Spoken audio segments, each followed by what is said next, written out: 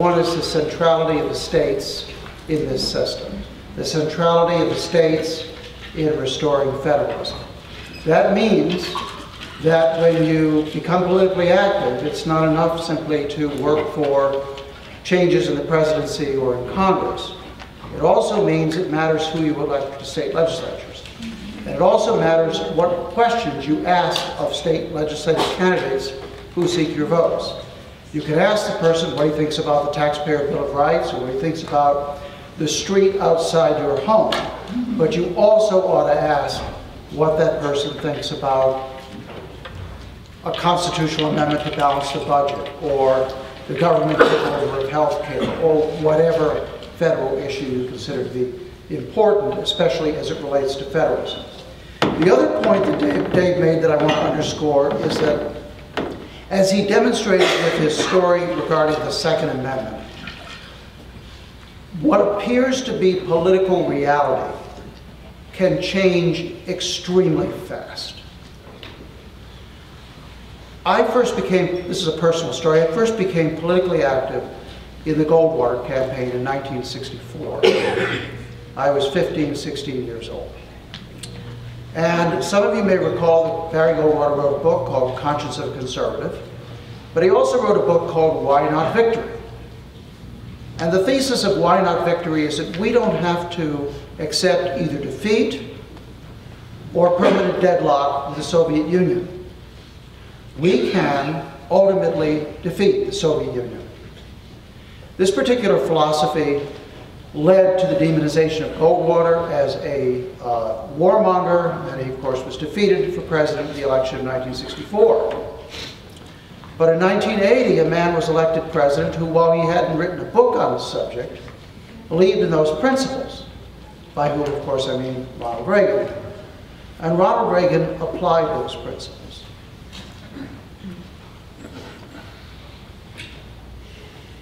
I lived much of my life under the fear of either communist domination or nuclear annihilation, as have many of people in this room. And then one day, it all changed. One day, the Soviet Union collapsed and the fear was gone. And if you had asked anyone even 2 years before if it were possible that the Berlin Wall would come down, they would have said no. And this is not an isolated event. 12 years before the American Revolution, before the Declaration of Independence, nobody would have dreamt that America would become an independent country.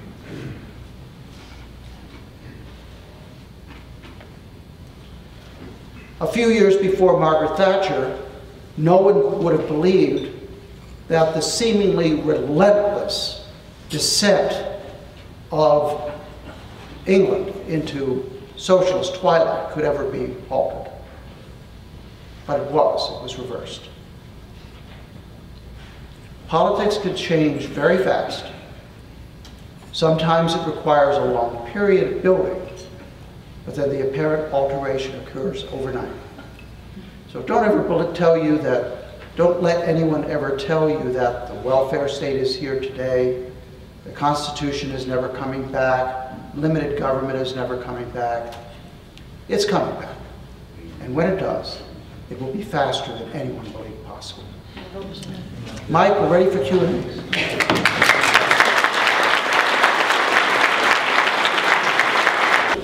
The Taxpayer Bill of Rights, Colorado State Work, ties the spending and taxation ability of elected officials. First question, is this constitutional? Is this unconstitutional? Sorry. Besides slowing down government's response time, does this threaten the U.S. Constitution? If it is and does, why do I still like it? Is it constitutional? I don't know, I got no idea.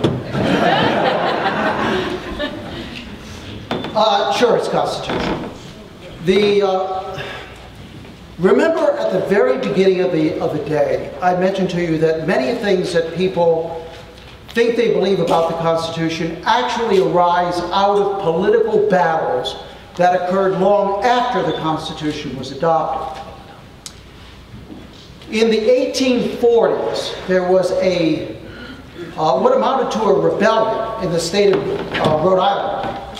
And there were two separate governments that existed at the same time in the state of Rhode Island.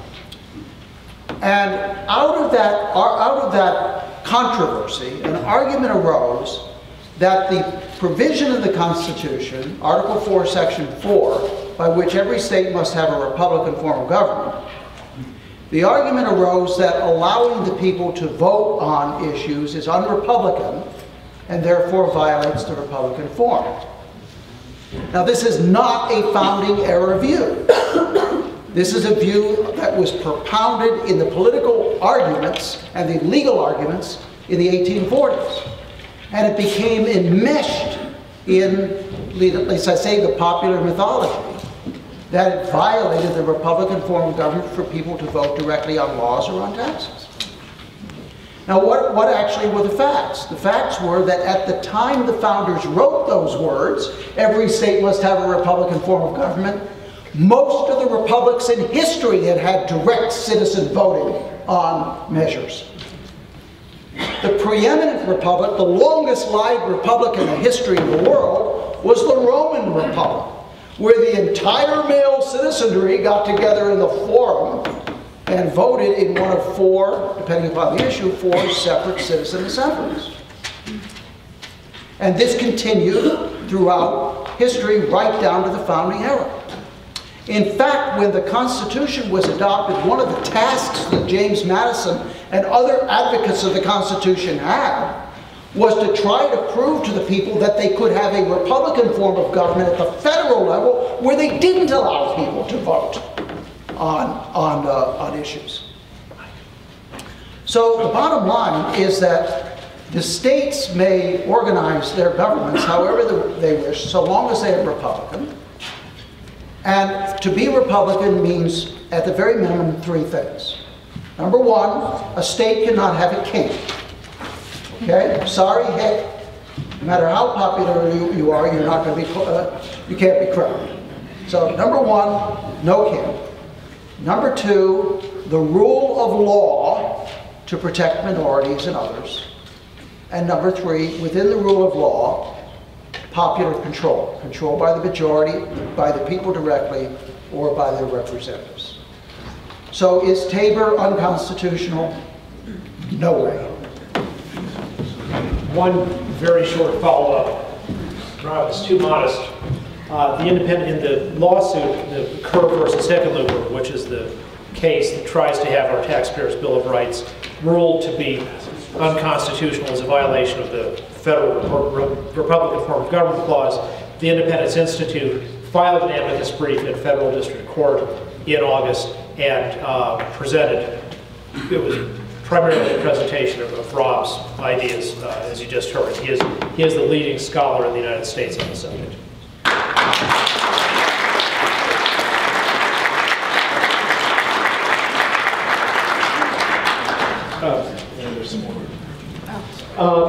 Okay, this is Obamacare related. Was the mandatory insurance provision of the current health care law designed to be struck down in order to pave the way for a single-payer system?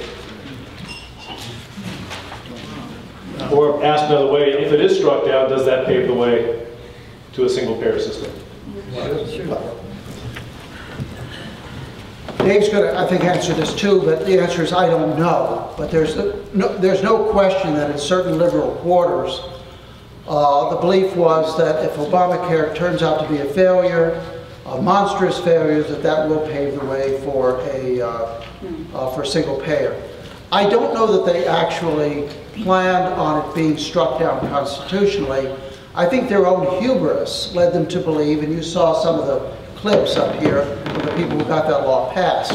Their own hubris believed that they could pretty much do anything and the Supreme Court would go along with it. They did believe, some of them I think, that if it failed as a policy matter, then that would pave the way to single payer education.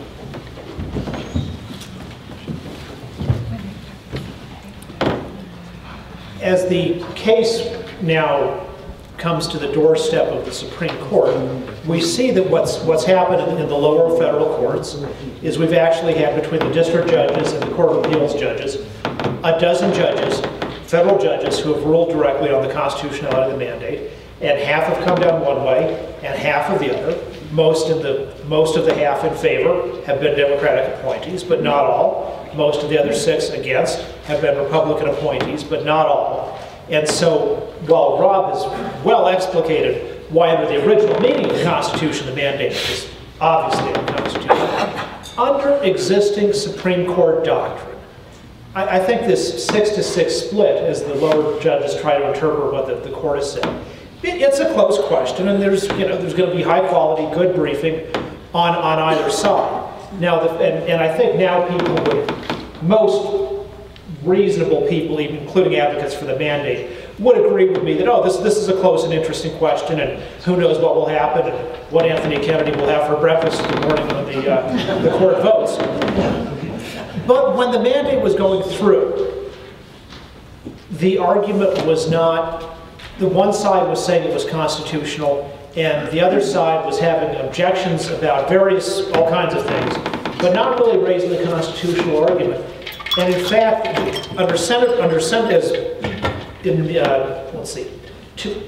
November, December 2009, as what would eventually become the bill was moving through the Senate. There are particular Senate procedures to be invoked when the other side has a constitutional objection to them. And the Republicans, who were trying to hold a filibuster together and couldn't get Joe Lieberman, and so they couldn't do it, did not invoke this constitutional procedure until Randy Barnett of Georgetown University started writing about this and working on it with the Heritage Foundation, and then the Republicans got some constitutional nerve and did raise the constitutional objection, and that it didn't stop the bill, of course, but it did affect how it moved through the Senate procedurally. And if you were out there in the, following websites like Politico or Washington Post or whatever, the sort of high-end levels of debate of people who are well-informed on politics, there were people like me or Randy Barnett or Rob saying, this mandate really seems to have a constitutional problem. And the other side was, you guys are nuts. What are the next thing you're going to say? Like the 16th Amendment was never properly ratified and the government's got to refund all the income taxes that were collected since 1911? In their view, those were two about equally valid arguments. So, given the state of opinion and given the fact that the Obama White House and the Pelosi U.S. House tended to listen more to the folks on the one side of the spectrum than to say, Randy Barnett has an objection, maybe we should think about this. I don't think the mandate was designed to be declared unconstitutional. It is absolutely true, and this is conceded by everyone at the legal level of constitutional debate.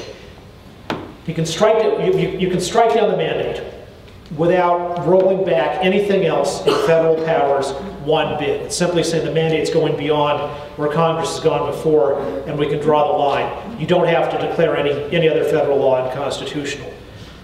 And therefore, it is necessarily conceded that because Social Security is constitutional, Helvering versus Davis, 1937, you can argue, I think there's a plausible argument that wasn't under the original meaning, but it's under what the Constitution in practice means today. And of course, Medicare and Medicaid. Can you do a single-payer system? No question about it. But then there's the second question that comes with it. If you do a single-payer system, you will raise taxes to pay for it, for whoever raised the taxes, and then pay money out to the beneficiaries. That is constitutional under the post-New Deal Constitution. But when you do that, you will have to go through the political process that says, hey, American people, we'd like to give you free medical care, and in exchange for the free medical care, we want to impose a national value-added tax of 7%. And then we have a debate on that. That's the way it should happen. And the reason it didn't happen that way is because the people, even the ones who want single payer, and I mean the sophisticated ones in Congress, not the ones who are, go on MSNBC to try to tell Rachel Maddow she's not edgy and far left enough, that they understand that the American people won't stand for it. They don't want to do it. And that's why Obamacare is designed this way with the mandate, which is in effect, it's just a Rube Goldberg mechanism of taking money, of overcharging some people for health insurance from private employers or from private providers, and then so you can provide lower cost or free health insurance to other people. But the fact that your Blue Cross Blue Shield family bill goes up by $3,000, that's not a tax. That's like, oh, I'm so mad at Blue Cross. And they understood this politically. It would be actually probably more efficient to raise your taxes by $2,000 if they want to provide free medical care to somebody else than to raise them by $3,000 and having Blue Cross be the collector.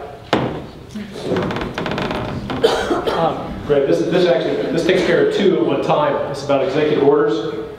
When and why were executive orders allowed? Can they be abolished, or why not? Good answer. Well, Dave will probably want to add to this. The president is charged with taking care that the laws be faithfully executed. That means he has to operate through people who work for the executive branch in order to ensure that the law is enforced. Furthermore, the Constitution requires the president to commission all officers of the United States. Part of commissioning the officer is giving the officer instruction. That was understood at the founding. So, in their innocent sense, executive orders are simply orders that the president has to issue for the administration of the executive branch. There are further, however, executive orders that carry out legislation passed by Congress, and if the legislation passed by Congress is suspect, then the executive order is suspect. Sometimes an executive order appears to be contrary to the law, or at least contrary to the spirit of the law passed by Congress, and it becomes suspect. Still, other executive orders are executed for the purpose of carrying out treaties that the United States has entered into. You can already see that this can be quite a deep swamp. You know? There are executive orders that are totally innocent and totally appropriate. There are executive orders that enforce good legislation, constitutional legislation. There are executive orders that enforce lousy legislation. There are executive orders that fly in the face of legislation. And then there, of course, are some executive orders that really maybe don't have a constitutional basis at all. So, how's that for a direct answer? So can I just ask you, real briefly, so that we don't lose your train of thought that you just expressed. Isn't it true that no healthcare system will work until we get rid of capitation? And it wasn't addressed by the Obama administration, it hasn't been addressed by the Republicans. As long as we pay doctors a lump sum to take care of, X amount of patients, and every time he orders a test, it comes out of that lump sum, it comes out of his profit. We have a system doomed to failure. Well, the short answer is go to, I believe it's health.i2i.org. Our healthcare scholar, Linda Gordon, has written extensively on healthcare financing and addresses that issues and lots of others. And the short answer is the more you have a system where people are paying for what they consume, the better in terms of efficiency, and that's true up and down the line. Now, obviously, so food stamps as a public welfare program are relatively successful because they give you so much money to spend on food, and then you spend it on the food you want, and if you spend it all on some fancy dish that costs $45, then you have less to spend on other things, and so there's a natural control in there. Now, obviously, healthcare is not perfectly like that because, while you can say, sure, somebody on Medicaid will give a family X amount to allocate and spend the way they want on whatever. There are catastrophic type events where you need a $50,000 surgery. you don't need $150,000 of rehabilitation. Things like that, but those can be, those catastrophic or extremely expensive things are what health insurance should properly be providing. You have your automobile insurance in case you have a big accident and need to spend $4,000 or $30,000 to replace your car or whatever. You don't have health insurance because you need spark plugs and you need to go to the gas station every week and you need to buy a new CD for the car stereo.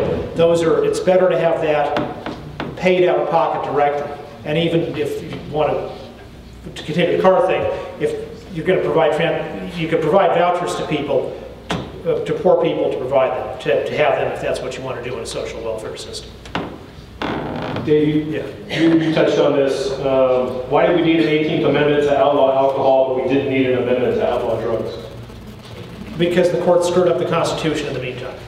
This takes care of about 3 questions, all having to do with the 17th Amendment. Oh, if I may add, the Controlled Substances Act of 1970, which is sort of the foundation of our modern drug laws, is enacted mainly under the interstate commerce power, which back in the 18th, when the 18th Amendment was passed, nobody would have thought of doing it. We did have the first abuse of federal forays into a national war on drugs. Before that, starting with the Harrison Narcotics Act in 1911 to impose a tax on opiates and coca products. And Rob could explain to you in much more depth why that was a misuse of the tax power. The tax power's purpose is to raise revenue for the federal government. Its purpose is not to engage in the kind of social legislation or lifestyle control legislation, which were considered, if legitimate at all, to be something that should be done at the state level, not federally. And then, are you going to comment on that? No. Dave, so you talked about the second bank, Andrew Jackson's battle against the second bank in the U.S. Could you compare the second bank in the U.S. to the present Federal Reserve System and comment on the constitutionality of that? Did you have any thoughts on that? You raised it, you talking. That's the buck. Being a great admirer of Andrew Jackson makes me suspicious of the Federal Reserve, but I don't know the constitutional issues on that well enough to tell you for sure that it is constitutional.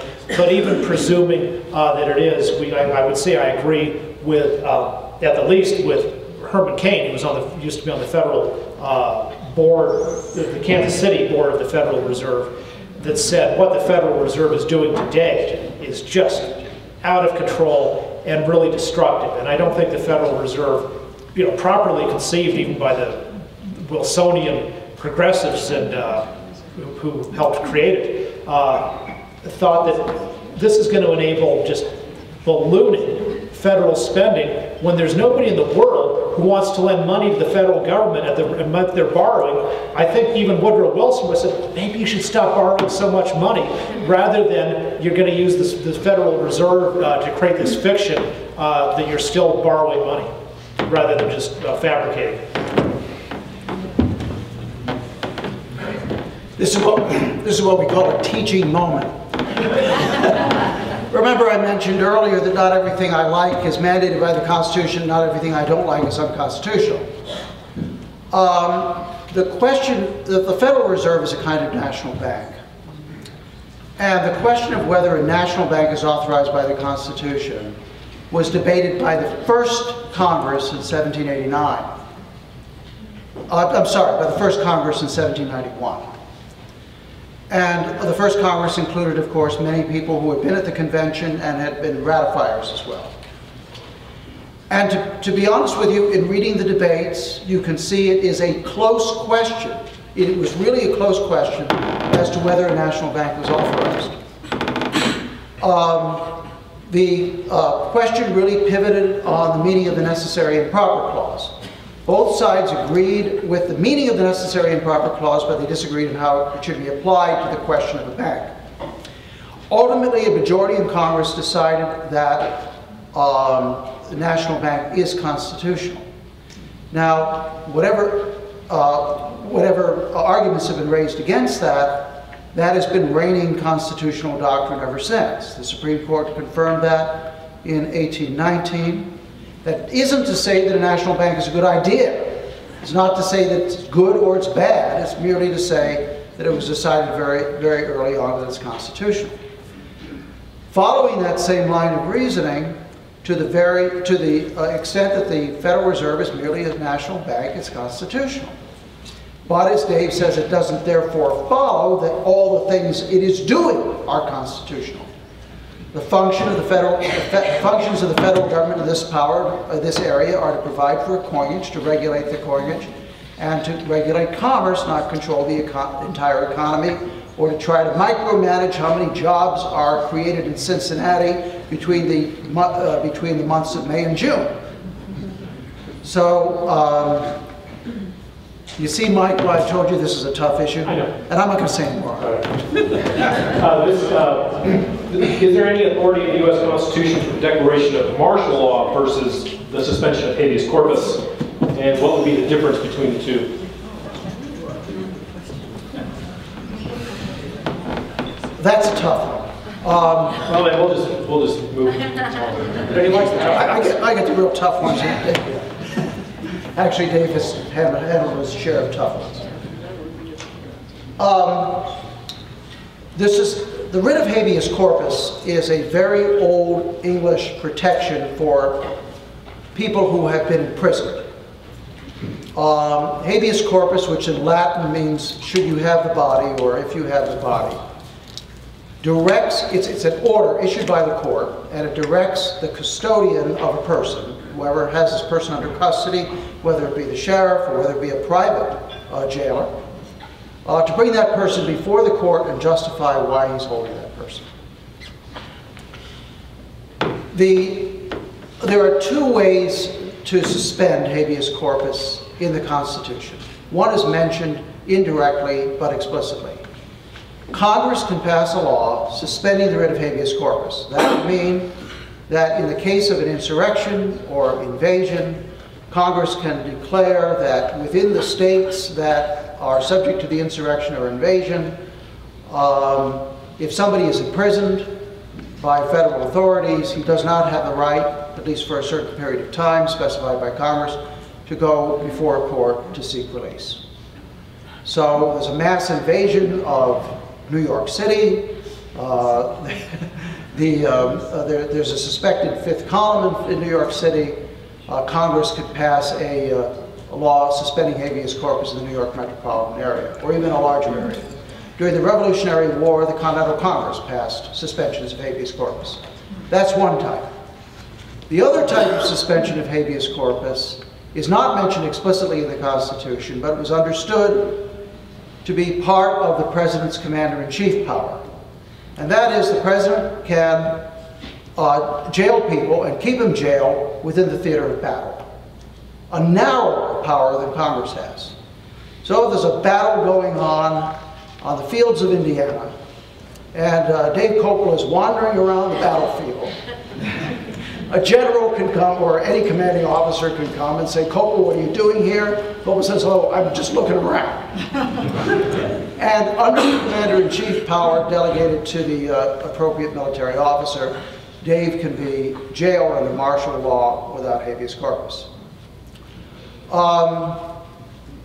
There is, as far as I know, no warrant in the Constitution, however, for the declaration of martial law throughout the country, or in other ways other than habeas corpus. Or suspension of Bill of Rights. During World War II, as you probably know, President Roosevelt issued an executive order calling for the incarceration of something like 40,000 Japanese Americans, and was subsequently supported by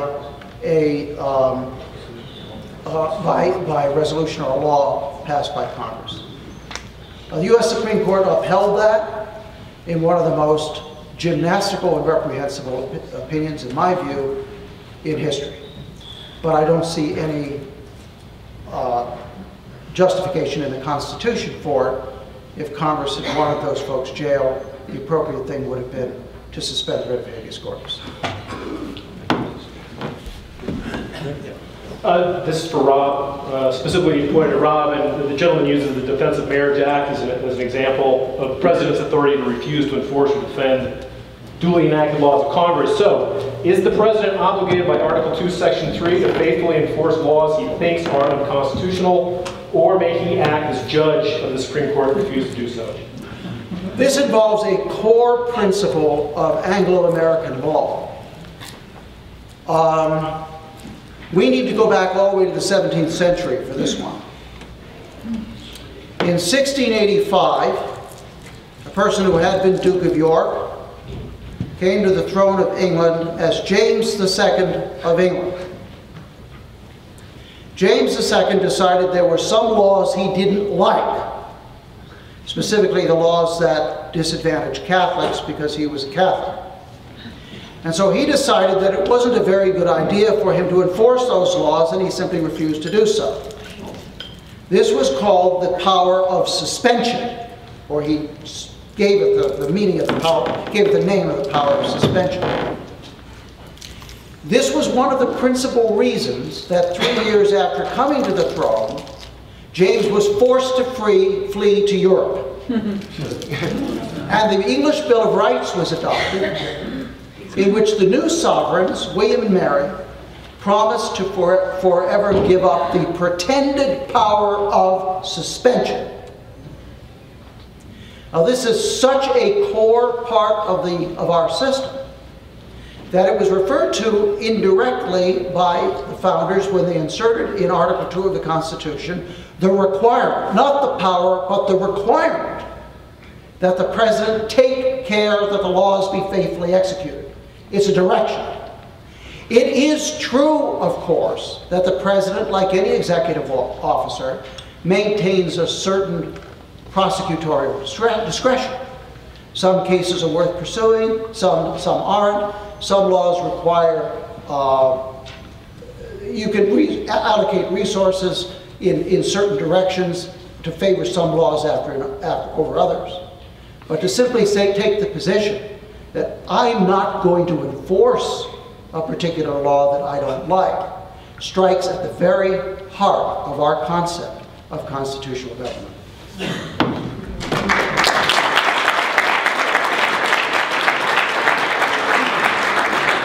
I'm going to combine these two. What percentage of the federal government today do you believe is outside the scope of the Constitution, and which federal departments do you believe should be eliminated, and explain why? You got to wait.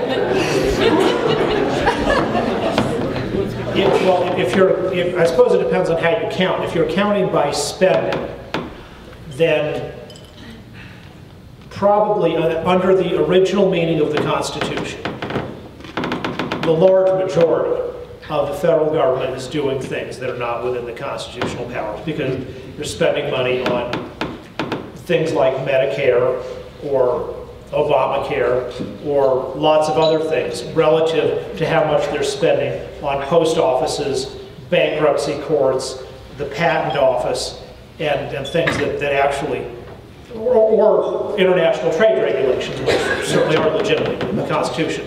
But of course, the military, which is a significant share of the federal budget and quite a very large share of federal employees, is within the original Constitution. Of course, one can argue about whether any particular military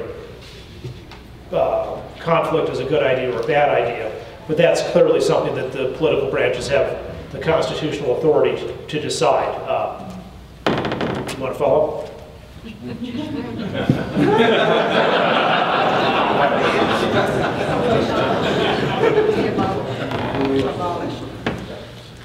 I'd say the current federal government, precisely 79.32%.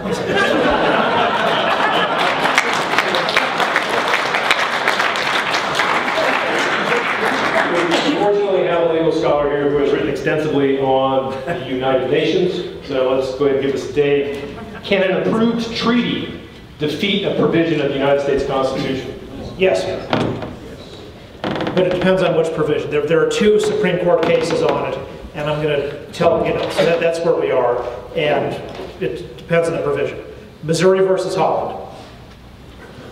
The United States signs and properly ratifies an international migratory birds treaty. Can Congress then enact legislation to protect migratory birds? This being, I mean, from 1921 or early 1920s, it's understood that birds flying around are not objects of commerce. We're not talking about buying and selling birds or things like that. We're just talking about birds in their state of nature. Can Congress has nothing in the enumerated powers is claimed to authorize that regulation. But since the Senate, the President signed, and the Congress did properly ratify the Migratory Birds Treaty, does that give Congress the power to carry out that treaty by appropriate legislation? The answer the Supreme Court gives is yes. The second time this has come up in a major way, Reed versus Covert. U.S. soldier in England during World War II, pursuant to a treaty with England governing the conduct of U.S. soldiers in England. Someone is, I believe, jury trial? Jury trial. Is a U.S. soldier is accused of a crime, and properly under English law, his wife is accused of a crime, tried without, and convicted without a jury. The Supreme Court there says you can't do that. No treaty can ever take away people's rights, Americans' rights, under the Bill of Rights. So we added to the federal enumerated powers something that was unenumerated, but you couldn't take away the Bill of Rights. Anything else you could have great constitutional discussions on, but those are the two places where we at least have settled Supreme Court law. I think Reed versus Covert would clearly control that, but in practice it's not. If we ever had 2/3 of a Senate, well, if we had a president who was willing to sign a treaty that says nobody in the U.S. can own any guns, and regardless of the Second Amendment, and a Senate with 2/3 would ratify that, then regardless of whether that treaty itself can formally overrule the Second Amendment, and as long as Reed versus Covert is upheld, it can.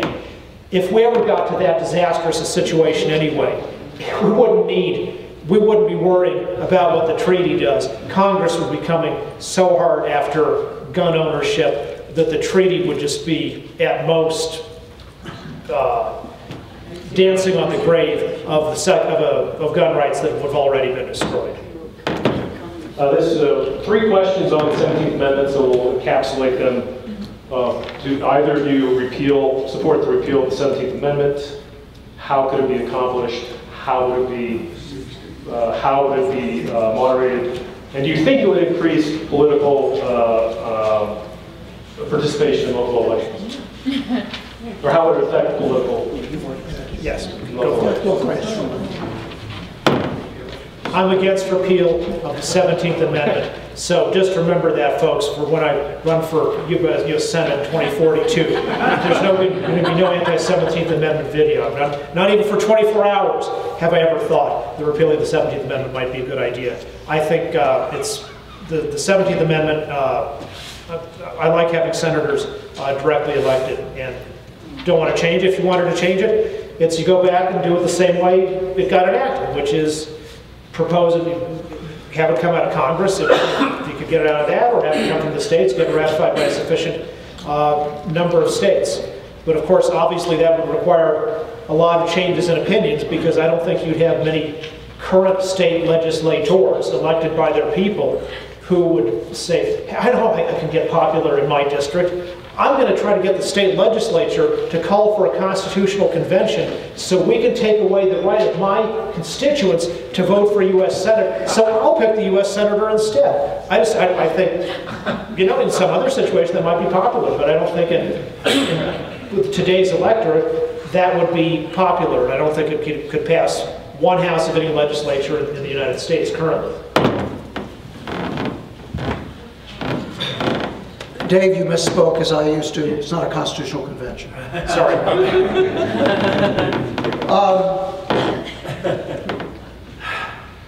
Perhaps like the typical law professor, I can see both sides here. I mean, the obvious argument for repealing the 17th Amendment is to increase the participation of the states in the federal system.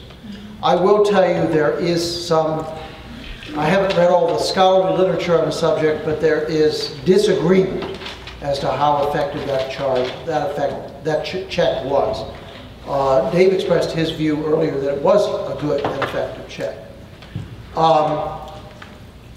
If you want to repeal the 17th Amendment, it's very important to realize, though, why it was put into the first place.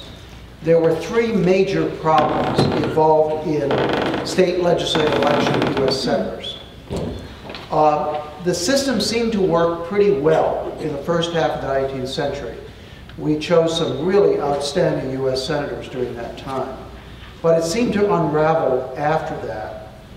One problem was a problem with corruption. You can corrupt the people, but it's easier to corrupt a fairly small legislature.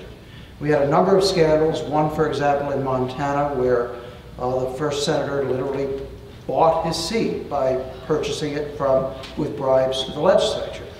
And so, while both the Senate and different states tried to take action against corruption, there was always the possibility of corruption when you have a fairly small number of people electing an officer so important. The second reason that it was adopted was that elections to state legislature, because they impacted how the U.S. Senator was chosen, tended to be overshadowed completely by federal issues. For example, I'll just give you this example. What do you know? What do you know about the Illinois legislative elections in 1858? If you know anything, you know the Lincoln-Douglas debates. Lincoln and Douglas weren't running for direct election to the U.S. Senate.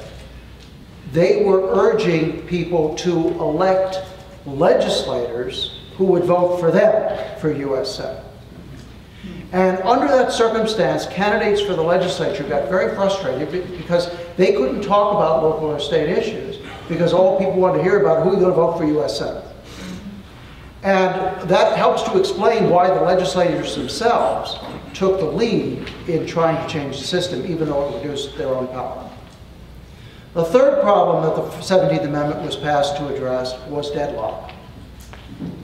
This was a serious problem. Legislatures would sometimes deadlock as long as a year while they were trying to decide who the next U.S. Senator would be. Some states went without representation in the Senate at all for months on end. Some went without at least one senator for months on end because there could not be an agreement. Now, in fairness, it needs to be pointed out that Congress had the power to pass legislation that would have governed how the legislature chose senators. That Congress could have passed legislation to reduce the chances of deadlock without the 17th Amendment. But once again, the deadlock helps to explain why the legislatures themselves were so frustrated that they were willing to go along with direct election even at the cost of their own power.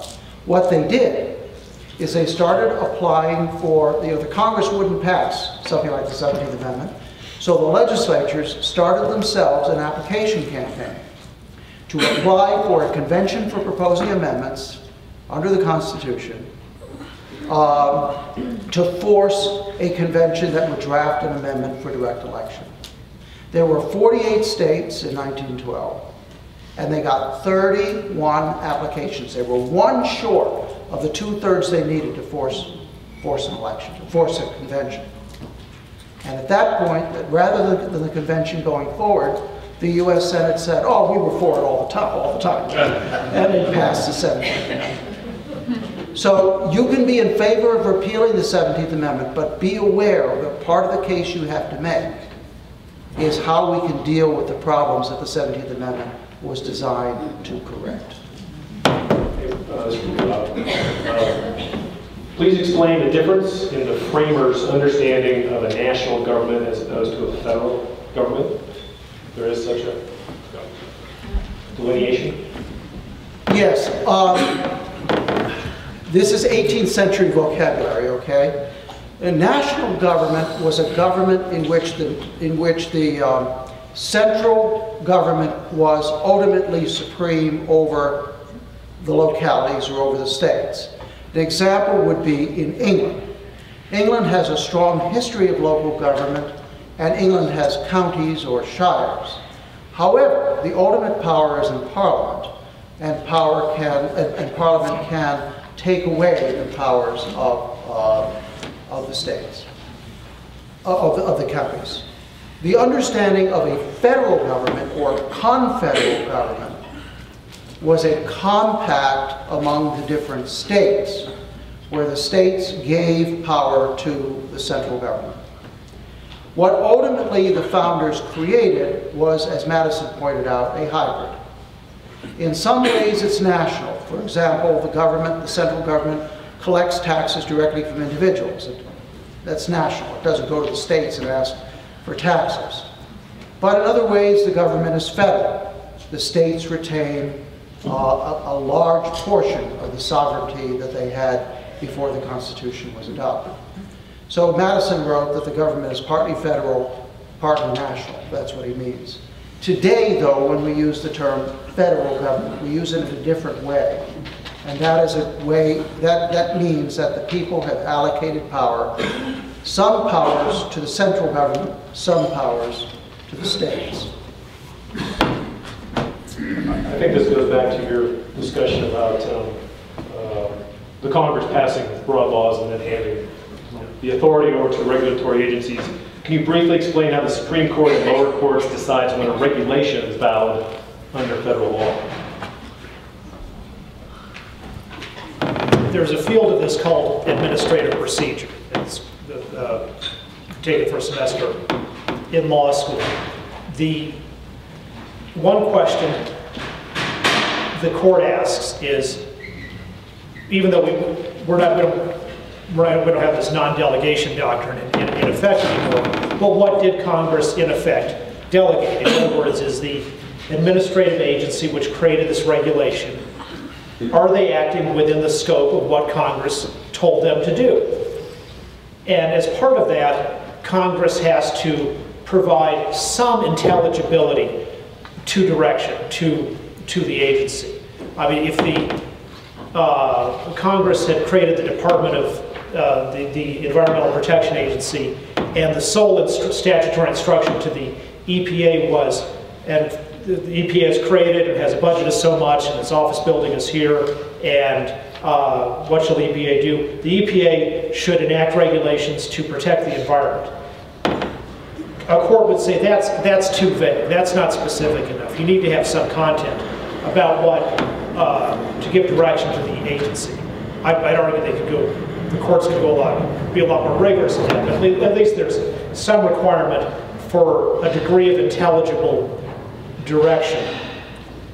Then, assuming the agency is got intelligible direction, and they're acting within the scope of that, Congress has also did a very good law they created in 1948 called the Administrative Procedure Act, which governs the majority of cases in which situations for how agency rulemaking is supposed to go. And agency rulemaking is supposed to have procedures where, in the normal case, you publish the proposed regulation, then you take comments from the public for a certain number of periods, then you publish a response to the comments, and then come out with the revised regulation if the agency still says it's wise. So did the agency follow the Administrative Procedure Act or whatever other procedure is applicable to that particular agency? And then, of course, there's the issues of, did the agency are its actions constitutional in a straightforward sense? Administrative agency can't create by regulation something that Congress couldn't enact by statute. So if an administrative regulation violated the Fifth Amendment or the First Amendment or anything else, it could be subject to challenge just on that same grounds as any other government action.